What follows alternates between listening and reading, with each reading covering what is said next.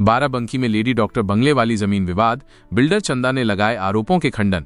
बाराबंकी 27 अक्टूबर 2024 बाराबंकी के जामा मस्जिद के सामने स्थित लेडी डॉक्टर बंगले वाली नाम से मशहूर विवादित स्थल पर एक नया मोड़ आया है। इस मामले में बिल्डर चंदा ने एक प्रेस कॉन्फ्रेंस के माध्यम से अपनी स्थिति स्पष्ट की है। चंदा ने इस बात का खंडन किया कि ये जमीन नगर परिषद बाराबंकी की संपत्ति है। उन्होंने दावा किया कि ये संपत्ति अजीमुद्दीन अशरफ के खानदान की पुश्तैनी मिल्कियत है और नगर परिषद का इस पर कोई हक नहीं है। कोर्ट ने भी इस बात की पुष्टि करते हुए नगर परिषद द्वारा किसी भी प्रकार का कार्य करने पर रोक लगा दी है। इस विवाद के कारण बिल्डर चंदा को काफी परेशानी का सामना करना पड़ा। उन्हें नाहक ही बदनामी का सामना करना पड़ा और उनकी प्रतिष्ठा को नुकसान पहुंचा। इस घटना से इतने आहत होकर उन्होंने अब बाराबंकी में काम न करने का निर्णय लिया है। बिल्डर चंदा का कहना है कि इस मामले ने उनकी छवि को काफी नुकसान पहुंचाया है। विवाद की वजह से जिस तरह से उन्हें सार्वजनिक रूप से अपमानित होना पड़ा, उससे वे काफी निराश हैं। अब वे बाराबंकी में किसी भी प्रकार के विकास कार्यों से स्वयं को दूर रखेंगे। बिल्डर चंदा की इस घोषणा से यह स्पष्ट हो गया है कि जमीन विवाद का मामला अब कोर्ट के हाथ में है और नगर परिषद इस पर कोई कार्रवाई नहीं कर सकती। जी आने वाली जमीन का मैंने 2016 में एग्रीमेंट किया था खरीदने के लिए।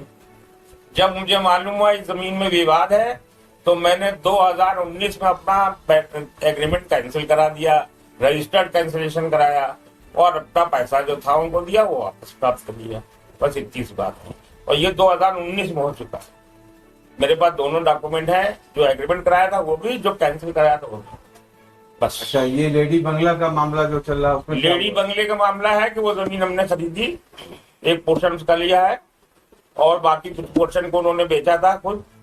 और लेडी बंगले में जो है जमीन सरकार की तो नहीं है किस कीमत पे, अब वो तो शासन है चाहे जो कुछ कर ले, मगर वो पुश्तैनी जमीन है उन लोगों की, पैसार वालों की।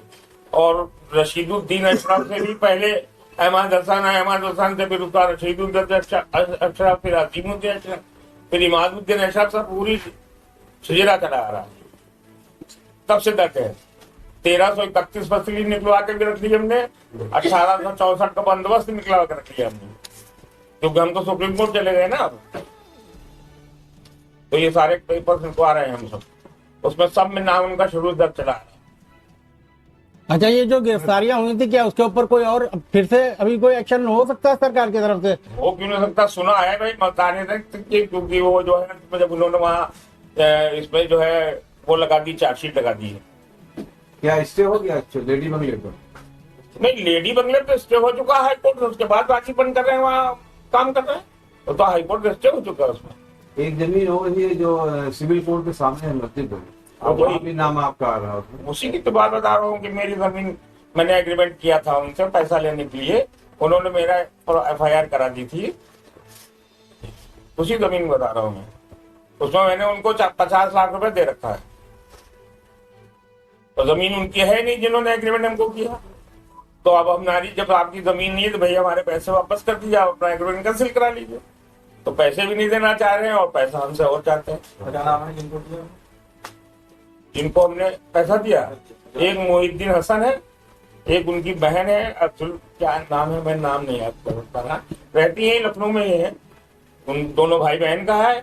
और जुनैद जो थे वो ब्रोकर के बीच में सौदा करवाया उन्होंने। ओनरशिप में वो बताते थे कि मैं ओनर, जुनैद नहीं, जो मोहिद्दीन हसन है।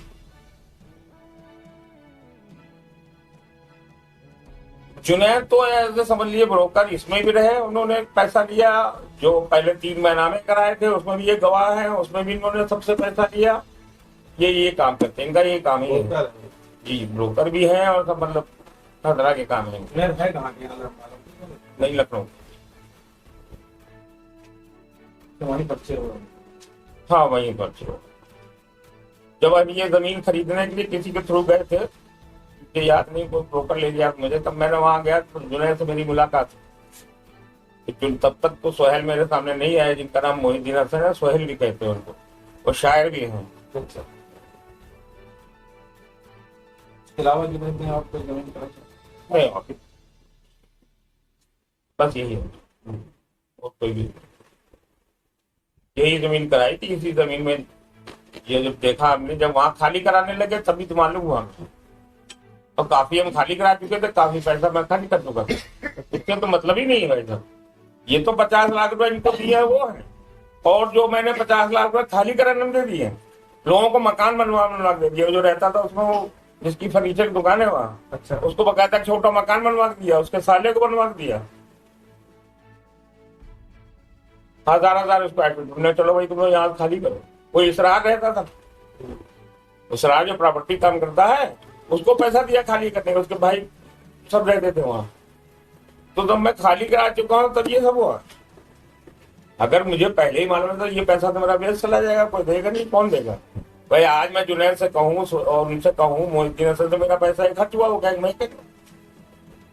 और ना वो मालिक देंगे, जो मालिक हैं, जो ओनर हैं, इसके जिम्मेदार वो बंकी वाले हैं, वो भी पैसा वापस देंगे। वो कहेंगे हमसे कोई आपने तो खरीदा नहीं किया, आपने खाली करा लिया, क्यों खाली कराया? तो उचित बात भी है, हम क्या कहेंगे उनको?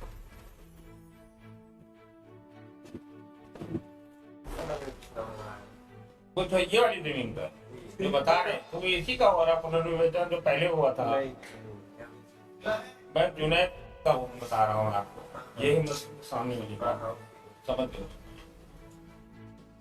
तो क्या पूरा मामला है, 10 को बताइए। मामला पूरा ये है कि मैंने उसमें 50 लाख रुपए, 40 लाख रुपए बाई चेक, 10 लाख रुपए दिए कैश कई किस्तों में।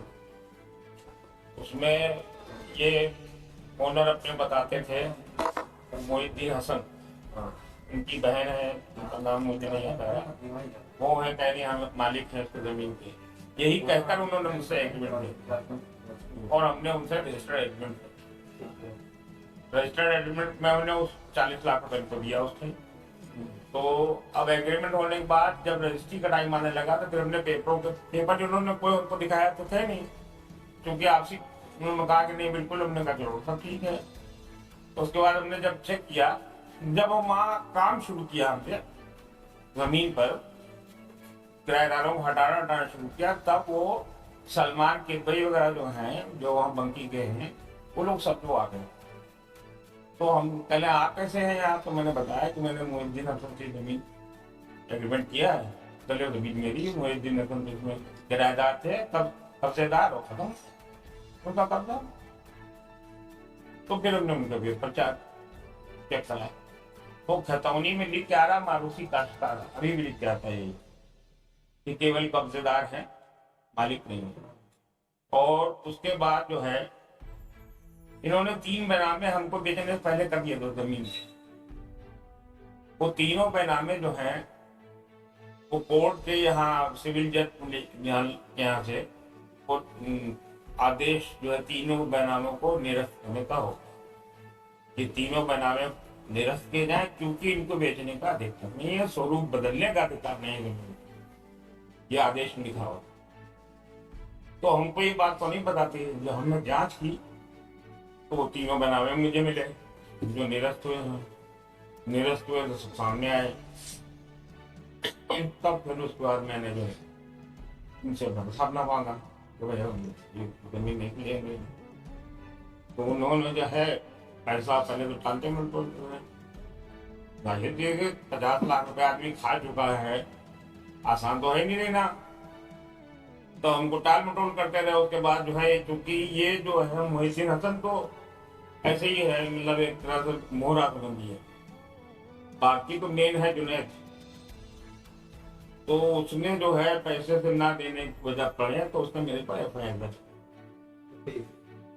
अभी प्राइस 2023 1245। हाँ, तो उसने मेरे पर एफआईआर दर्ज करा दी, ये कहकर कि इन्होंने 40 लाख रुपए मुझे दिए हैं, 18 लाख मेरे बाकी, 58 लाख में सौदा हुआ था वो हमको दे नहीं। एफआईआर दर्ज हो गई, एफआईआर दर्ज हुई तो विवेचना शुरू हो गई। विवेचना में मैंने सारे पेपर उनको दिए, भी सब कोर्ट के आर्डर, उनका जो है खतौनी वगैरह सब।